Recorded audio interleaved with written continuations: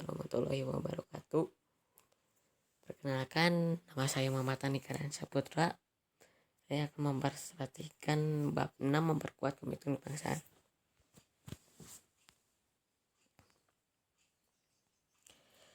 Ayat perkuat komitmen kebangsaan. Sebuah bangsa akan menjadi bangsa yang besar dan terhormat apabila memiliki nilai-nilai semangat dan komitmen kebangsaan yang tinggi.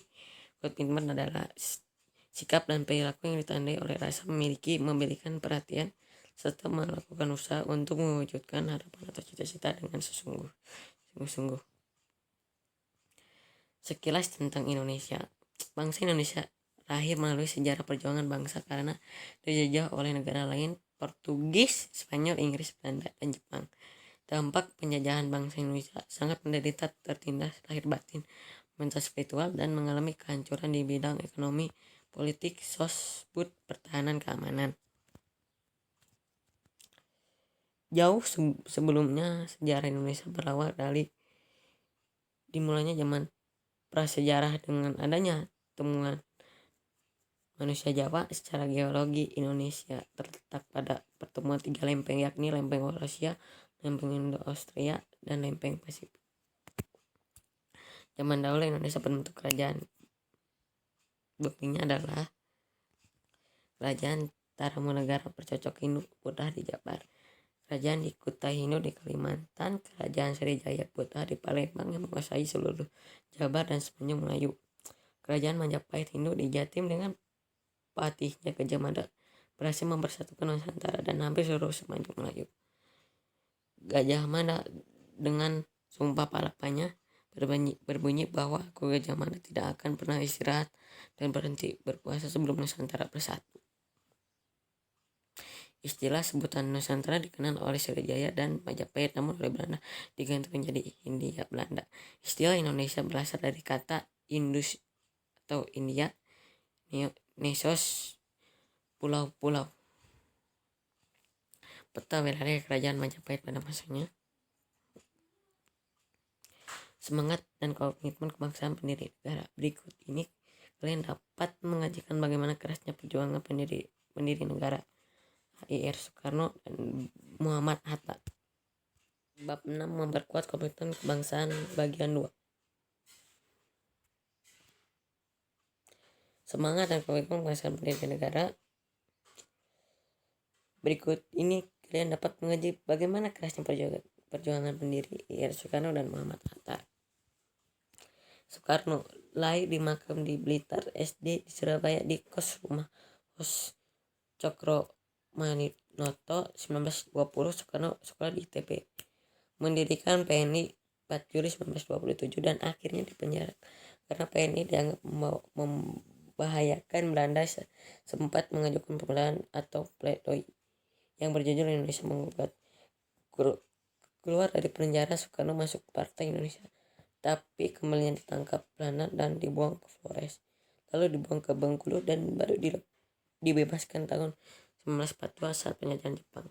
Setelah Indonesia mereka tetap saat agresi militer Belanda, Soekarno dibuang lagi ke Sumatera Utara lalu dipindahkan ke Bangka.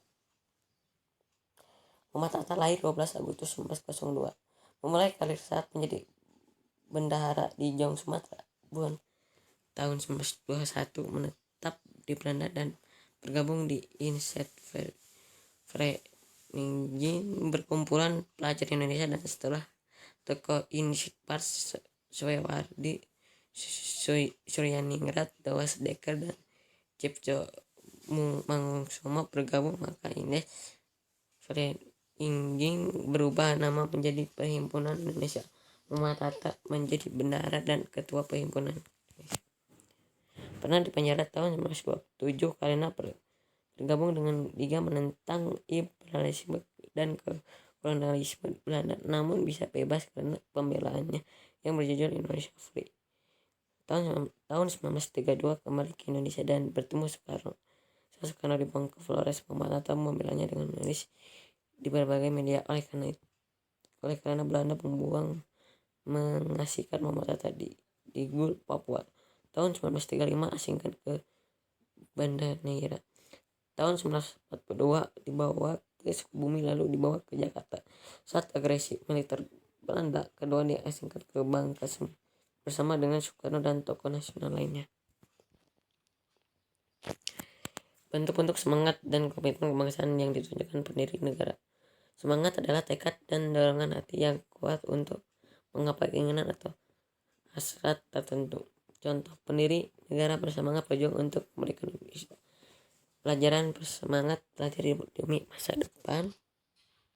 Semangat 45 adalah dorongan dan manifestasi dinamis dari jiwa 45 yang membangkitkan kemauan untuk berjuang, merebut kemerdekaan, mengisi dan mempertahankan.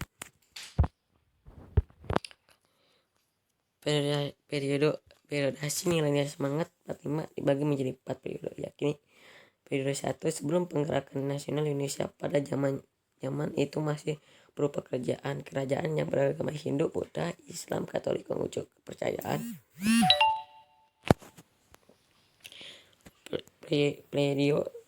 Periode 2 masa penggerakan nasional 1908.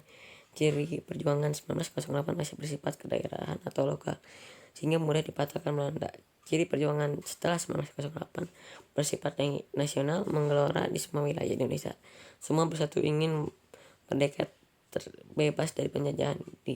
Ditandai dengan lahirnya Budi Utomo, munculnya organisasi kepemudaan Jong Java, Jong Sumatera Bon, Sarekat Islam 1912, Perhimpunan Indonesia, Sumpah Pemuda 1928. Belanda menyerah tanpa syarat pada Jepang pada tahun 1942.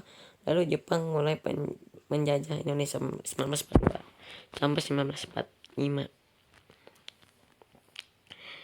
Periode 3 masa proklamasi dan perang kemerdekaan 17 Agustus 1945. Indonesia merdeka, namun Belanda tetap ingin menjajah Indonesia dengan membonceng tentara sekutu. Hal ini menimbulkan perlawanan untuk menegakkan kemerdekaan. Periode 4 masa perjuangan mengisi kemerdekaan. Perjuangan pada masa ini tidak terbatas waktu, karena untuk mencapai tujuan akhir nasional seperti tercantum dalam pembukaan alinea keempat. Semangat 45. Semangat 45 adalah dorongan dan manifestasi dinamis dari jiwa yang membangkitkan kemauan untuk berjuang, merebut kemerdekaan, mengisi dan mempertahankannya. Nilai dasar semangat 45 terdapat dalam Pancasila, Proklamasi UUD 1945.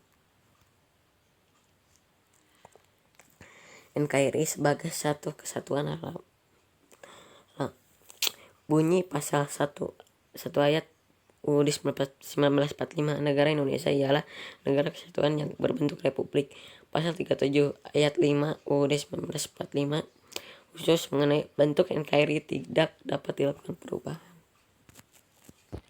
Pembentuk negara kesatuan sudah dianggap final. Walaupun Indonesia terdiri dari berbagai suku, 1128 suku bangsa, namun Indonesia tetap menjadi kesatuan politik, kesatuan wilayah, kesatuan pertahanan dan keamanan, kesatuan ekonomi, kesatuan sosial budaya. Politik sebagai satu kesatuan politik, artinya NKRI meletakkan Pancasila sebagai dasar dan falsafah serta ideologi bangsa dan negara yang akan menggerakkan bangsa untuk tujuan nasional negara.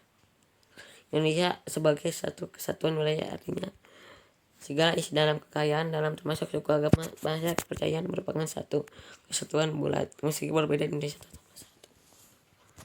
Indonesia sebagai kesatuan pertahanan dan keamanan. Setiap ancaman terhadap satu pulau merupakan ancaman terhadap seluruh bangsa Indonesia. Indonesia sebagai satu kesatuan ekonomi, artinya wilayah Nusantara merupakan modal dan milik bangsa.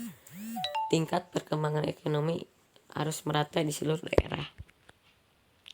Indonesia sebagai satu kesatuan sosial dan budaya, artinya budaya Indonesia adalah satu keanekaragaman bangsa menjadi modal landasan pengembangan budaya.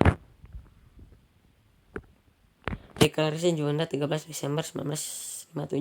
Penentuan batas laut teritorial diukur 12 mil dari garis yang menghubungkan titik terluar pada pulau di Indonesia. Sebelum deklarasi Juanda, Indonesia menerapkan ordonansi 1939 di mana batas laut terletak 3 mil dari ujung titik pulau terluar.